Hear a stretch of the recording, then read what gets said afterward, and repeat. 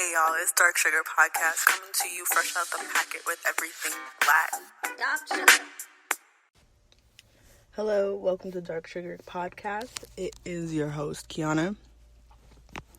I gotta update you guys currently on the quarantine situation. I live in Arizona and today's Tuesday. So Monday we reopened the state and I'm very much confused as to why, but everyone is doing their own thing and going out, and I saw like pictures of people downtown, certain places, like going to restaurants and whatever, and I'm like, okay, but personally I'm just like definitely not ready. I don't think we're ready. But anyway, in the midst of quarantine and everything, I'm not really a TV show person, but recently I did watch the document. I love documentaries, so I recently watched the documentary, The Racial Divide, about Rachel Dolezal and her whole life story and where she is today and the whole controversy, and it inspired me to finally do an episode about this, but I didn't want to because the idea of being transracial or being able to become another race or ethnicity, my boyfriend and I would, when this controversy first came up, he raised the question. He was being like an asshole. He wasn't being serious, but he was like, what's the difference between Rachel and a trans person? And I'm like, it's different. And he's like, how? And I couldn't really explain, and we were kind of going in circles, and I just kind of dropped it. And ever since then, I was like, oh, I don't think I'm ready to have a conversation. Like, I don't think I'm fully well-rounded enough to have a conversation about it, because I don't have all the answers. Because I think one really frustrating thing is when you are talking to somebody and you're right, but you literally cannot, you just can't, you're not proving your point, and you're lost and you just don't have the answers. And that's how I didn't want to feel like that in this conversation. But I realized I don't have to be right. I can still have an opinion, and this documentary gave me a whole nother layer of insight. I highly recommend it. It is I'm gonna go in. We're gonna talk about it, but it's such a good documentary, and the whole time I was watching it. I was watching it with my friend, and we were just like, oh my god, what? And we were changing our opinions throughout the whole documentary, and being angry and then agreeing, and then it was just crazy. So the idea of, can you be transracial?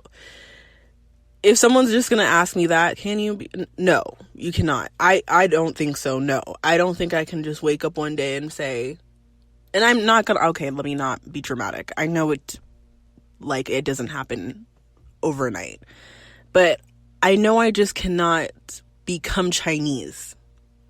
I was not born in China. One. I don't speak Chinese. I cannot read Chinese. I've never been there. I cannot just do that. I can't just wake up one day and this is probably a closer reference. I just can't wake up one day and be Hispanic. Now, my partner makes fun of me all the time because I grew up in Arizona. I'm familiar with the Spanish language. I'm not fluent, but and he makes fun of me. He's like, you want to be Mexican so bad, and I'm like, shut up, but it's even though I love the culture and I grew up around it, growing up all my friends were Mexican, and I speak enough Spanish to impress your grandma, but I still can't just be Mexican. And I think I understand, like, now I've never experienced immigration of any kind, or family members moving, from different countries, or papers, or anything like that. I've never experienced anything like that, but I do sympathize with their struggle, and especially the stereotypes that have been placed against them, especially with Donald Trump right now. So even in that, still can't, ooh, sorry, I just hit something. Even in that, still can't be Mexican. You know what I'm saying? But watching the documentary, oh my God. First of all, we need to look at Rachel Dolezal's whole thing from a different perspective. Number one. First of all, she was sexually abused as a child. She was emotionally abused, physically abused, verbally abused by her parents. They were super strict, crazy Christians, and she disassociated from them in her mind when she adopted her brother and raised him, basically. But she was fascinated with, African American culture, especially with having adopted Black siblings. I get it. And she thought it was super fascinating. I get it. And then, having that lived experience with her parents and that abuse, that was so traumatic. Mind you, she has not been to she jokes she's not been to therapy. She jokes in the documentary, she's like, maybe I should go to therapy and deal with all this. I'm like, you literally should. Like, this is so traumatic on you and your kids, and I'll get into her kids in a second, but you just can't do that. And it's like, girl, you can identify all you want, but you have, I want her to do a DNA test. I really do. And if she's any, it's just crazy. Like, and people say, like, and then, okay. I forgot whatever point I was making before, but I have to make this one right now. So this is what I realized, because I hate when people say this. People say, because Rachel Dolezal, she kept saying this in her documentary. This was one of her arguments. She kept saying, well, race isn't real. Race is a social construction. Race isn't real. Da-da-da-da-da. Those things aren't even real. Like, we made them up. Da-da-da. And I was like, bitch, here's one thing. And it kind of like went over my students' heads, my 7th and 8th graders, because it's a really hard concept to grasp after you take an ethnic studies 101. But the concept is that race is, it's like a half truth. Race is a social construction. Yes. But race, that it was defined, like, since the beginning of, like, since colonization, that is a social construction. Their idea of race, that we were literally different species, that I was a different species than a white person, than a, like, what they would call, like, mongoloid, than a whatever. Like, they literally thought we were a different species, and it was proved, and Hitler did too. He thought him, even though he was Jewish, whatever, okay, he thought he was a different species than a Jewish person. And then we come to find out, there's not enough genetic variation between me and a white person to split us into a different species. There's probably more genetic similarity between me and a white person than me and another black person. Like, that's how close we are. So you can't split it. So are we literally different races? No. So did we make that up? Yes. But we're not gonna deny that a black person and a white person, there's definitely different culture there. There's different socioeconomic things there that shape you and create you and define and then give weight to this color system that we have. And also that we have this system built on race. Therefore, it makes it valid. Therefore, it makes it real. Therefore, you cannot dismiss my color. That's like being colorblind. It's like the same. It's like being colorblind and being like da da da. And that's the only. And it's like she has to use that excuse because that's the only reason she can exist is if we don't see her color. So it doesn't matter that she just like put on darker makeup and did that little crochet weave and like it doesn't matter because there's no. And I'm like, bitch, no, didn't you go to Howard? Like, aren't you educated? What? No. So it's like she has a very specific situation that broadens the idea of race and makes people like get all into it and get messed up and confused. It's like, no, don't get confused. You cannot do this. I'm sorry, you cannot. I cannot do that. I can really. And then the shocking part, I was so shocked in the documentary. Spoiler alert, in case you haven't realized. I'm like spilling the document. If you haven't, yeah, sorry. I'm just telling you about it already. But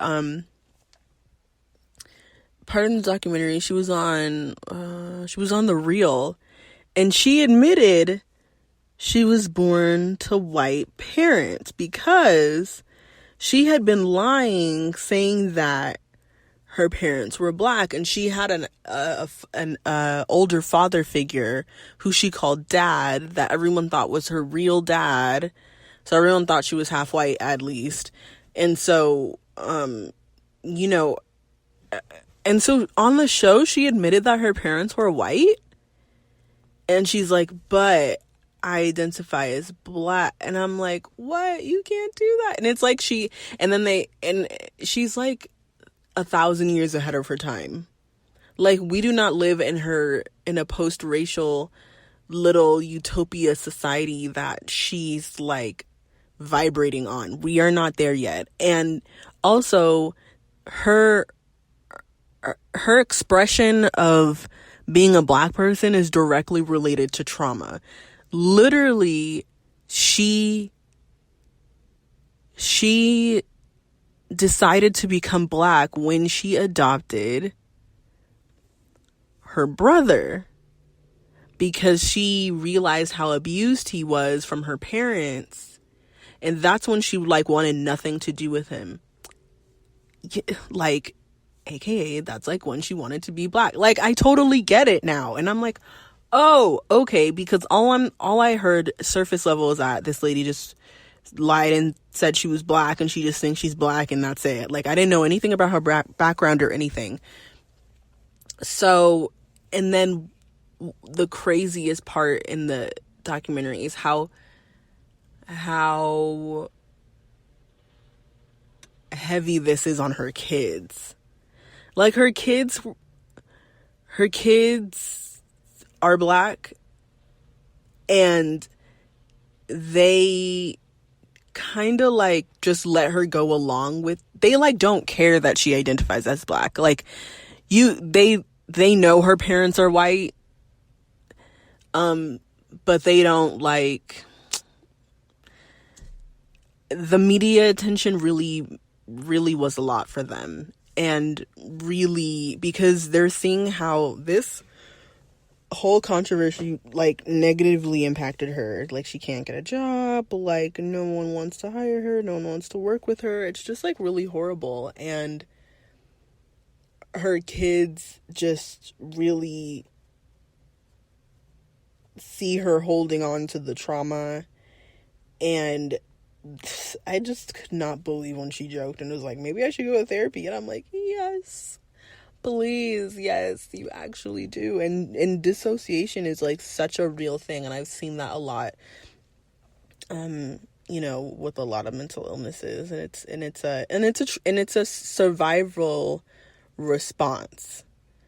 Your brain is literally trying to figure out how to cope with all that trauma. How do I cope with it? How do I stay sane after all that bullshit, okay, let me just, like, boom, let me just do a little switch. Like, let me just, and I get it and I understand it. But, it made me look at her. It made me not look at transracialism or whatever the fuck that idea. Oh my God. And then in the documentary, the part where Rachel's at a conference at a school, at a college, I think, or something, and the speaker was like, that was hosting, said, oh, I identify with you so well because I feel like he was a black man, presenting like black man, and he said that he feels like a white woman. And they like panned on the audience faces, and the people were making the silliest faces. They were like so fucking shocked, and me too, because I was like, what? And it's like, now gender is a social construction. Your sex is biological, okay? And people can do things to have that changed. But your ethnicity and your phenotype and your, like, everything like that, like, that's a genetic. Like, that cannot change. Like, even if I bleached my skin, and it's like, then am I white? Or am I just... No, I'm just a black person. Like, what? Like, you just... Like, you just... I don't know. And then people... I don't know. But if someone has a better explanation for why being transracial and being transgender is different. I actually meant to look that up before we started, but oh wait, girl, I do this all the time. Why don't I just do it now? I can just look it up now. Okay, because it is different. Oh my God, I hated arguing with Moses about how it was different. He was like, it's like, he just really wanted an explanation and I couldn't give it to him. Transracial versus, I can't type transgender. And then a part of it was like, Rachel wasn't understanding. She was like, I get it because it was a personal attack. So I'm not gonna act like she had no right to feel attacked because it was an attack. But at the same time, she wasn't understanding why these black people, specifically black women, were so upset and so angry. She's like, why won't they just accept me? Bitch, because you have to walk the walk. I'm sorry. You really do. Like, there's just no way around it. And I felt that way too. And then people were saying like, oh, she's done more than like a black person has. And I'm like, like than a black woman has. And I'm like, okay, but also you have to understand, she is like a light-skinned,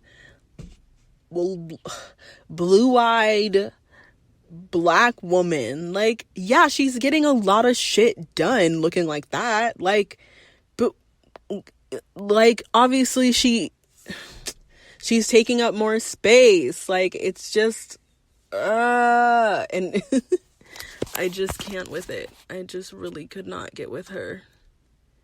I did empathize with her because I could really tell that she was struggling inside. Okay, so then there's also this German lady. I don't know if you've seen her. Her name is Martina Adam. She claims to have transitioned to become black. Oh, she looks so horrible. Oh my God. I'm like, do you really think that this is what sorry, she looks so bad. She does. She looks really bad. Crazy. Okay, so what's this other story? Okay, so meanwhile in Florida, a white man changed his name from Adam to Jadu, claimed that he wanted to transition to become Filipino because whenever I'm around the music, around the food, I feel like I'm in my own skin. Okay. Okay, here's the thing. I get what he's saying though, because when he said no, I'm not saying I agree with him. Hold on. So when he said, whenever I'm around the music, around the food, I feel like I'm in my own skin.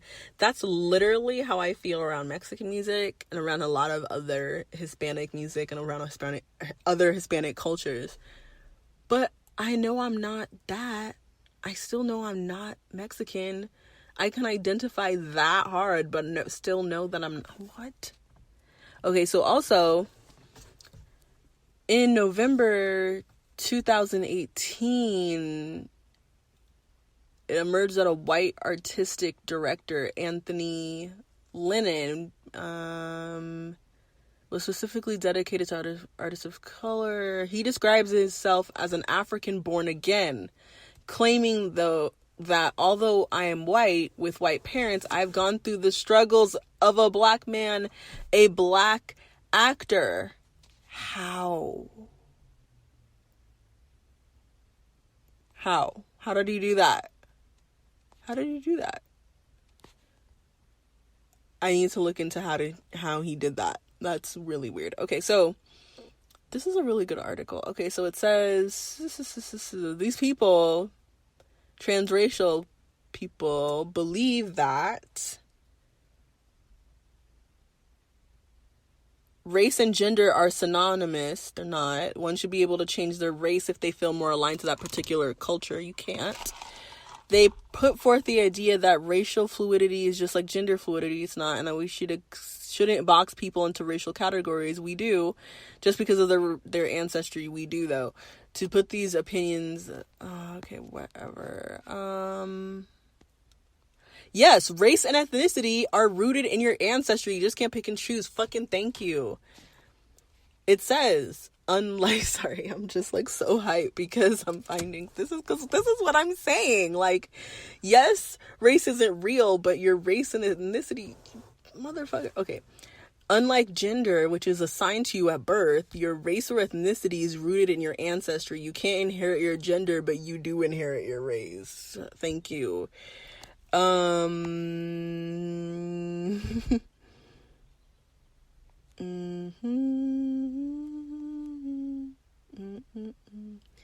they're insulting the transgender community. Trans people don't choose to be trans. Yes.